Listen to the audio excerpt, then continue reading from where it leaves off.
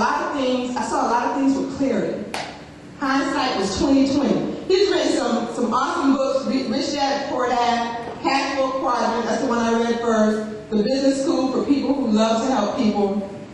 And let me tell you something, if you have not read these books, folks, when you leave here today, go to Barnes & Noble and get the books. We got some books we're going to give away today. I didn't get this one. But get this book, especially Cash Flow Quadrant. It's a powerful book. Now, what Robert teaches, this way. Okay. Is that the rich teach their kids things that the poor and middle class do not. The wealthy teach things that the poor and middle class do not. I heard a wealthy person say that they teach their son, you need 2 bikes. One that you ride and one that you rent. I'm serious. That's what they teach their kids. They start early. I'm going to get it right, y'all. Keep working with me. All right? And they also teach about residual income. How many people know about residual income? Residual income, folks, is very, very powerful. This is income. This is money that you earn when you're not working your job. How many people have ever heard of that? That don't even make sense to a lot of people. Money I earn when I'm not working. To a lot of us, that doesn't make sense. Okay? Rich is when, or financial independence is when your residual or passive income exceeds your expenses. Residual or your passive income. That means money that just hits your mailbox exceeds your expenses. I think I need some help with this. I need like a summa cum laude graduate. Help me out. Okay. All right, so hit the next one. All right, so what Robert talks about is the 4 quadrants. And I love the 4 quadrants because it just helps me understand things.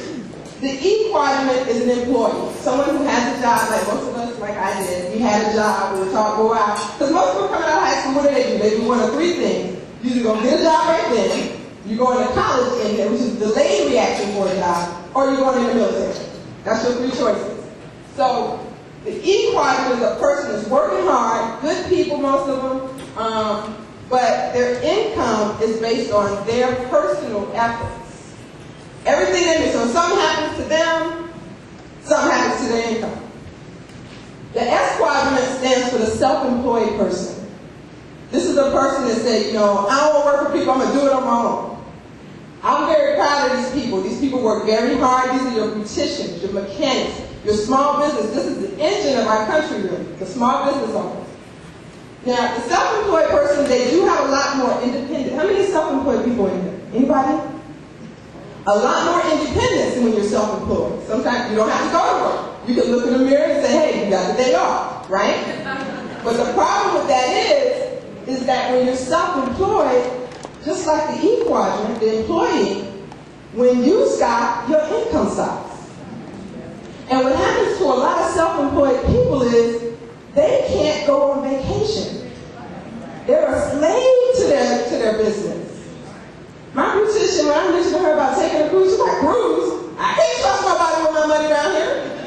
They close. I'm serious. These people work very hard, but what happens, they never get wealthy because their income is based solely on their own efforts. Does that make sense? So E quadrant and S quadrant, your own efforts. And this is where most of us are. All right? Now the B quadrant, you got yourself a big business. This is the Oprahs, the Bill Gates, the Warren Buffett, who else?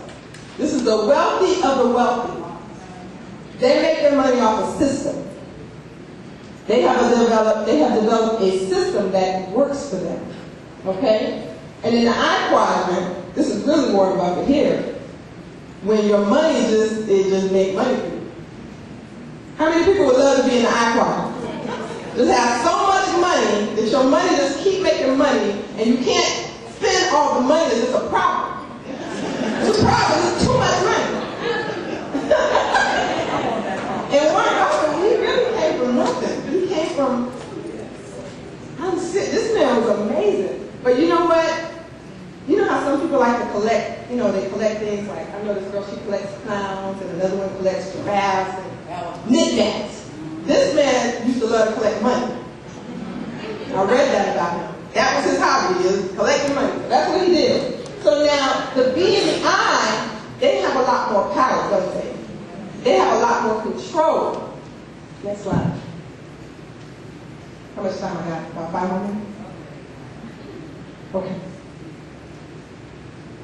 All right. So we talked about the E quadrant. Who's the next slide for me? I don't know what happened with that slide. We have issues today. All right. So this is the structure that most of us are in. The CEO. How many people got a CEO or a top manager or something on your job? CEO. The president answers to the CEO. The vice president answers to the president. Middle management. This is where most of us stop right here. This is where I was. Middle management. This is like, ooh, this is bad. And then down here, the employees. Here's some more slides for me. Just keep it. Y'all laughing because y'all know what I'm talking about. Take some more. Stop right there. Employees, staff, slaves. Now, not slaves in the traditional sense that we would think of a slave, but slaves to a clock. Slaves to a clock. That means 6 o'clock, 6:30, that alarm clock ring, boy, we gotta get up. We gotta be somewhere by 8 or 9 o'clock. And we better be on time. Okay? 12 noon, 1 o'clock, that's lunchtime. Whether you're hungry or not. That's lunchtime. 5 o'clock we go home, by 6 we in soccer practice or ballet or something like that. Then we rush home, we get some fast food for the kids. And we do this rat race day after day after day after day after day. Now why do we do this? Is it fun? But why are we doing it then? Because it's all that most of us know. We don't know no other way. But we're going to talk about some other ways today. Okay, we're going to talk about some options. I was able to get out of debt, pay my bills off, have a nice residual income because I took advantage of an option. And I think everybody in here has that same potential. It's just the knowledge and the information and the drive. But I tell you what, you gotta bring desire to the table. How many people want financial freedom? How many for real? Because some of y'all say y'all want financial freedom, then y'all start playing. Y'all play silly games. Like, why you calling me at this hour? Why I gotta get on this call? Why I gotta do this? How do y'all think y'all gonna get free? And I hear that all the time. People whining and complaining and whining and complaining. Do I have another slide? We did almost say. But anyway, that's about it with the 4 quadrants. And that's basically, you want to get in a position. And I know a lot of you are thinking, what do I need to do? What exactly do I need to do? First of all, you got to get out of debt. We're going to talk about some debt today. Cindy has a book on debt that she wrote, which I read, which is wonderful. Getting out of debt is like critical. And ladies, you got to stop buying all this Gucci, Louis Vuitton, Prada, and all that stuff. Because guess what? Them folks wealthy and we not. We got to stop doing that. Okay? And just some real simple things that you can do. Because I know a lot of y'all are like, I don't have no extra money. Why are you talking about going on vacations and stuff? And y'all got some money. It's in your closet and in your refrigerator. In that deep freezer, that's where your money is. There's a whole lot of it in there going back. So today, we're going to talk about some things that are powerful. I just like to go over the 4 quadrants because the 4 quadrants it just enlightened me so much. I had no idea where I was, and I'm not putting jobs down. I just want y'all to, because I had a job, and if I had to get a job again, I would. But I just want y'all to just feel where you are, and that you don't have to be there.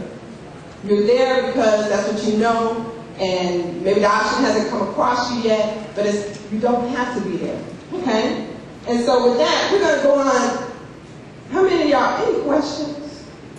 I know I'm not supposed to be taking questions. Rachel will be like, what are you doing? But anyway, I like to mess with her sometimes.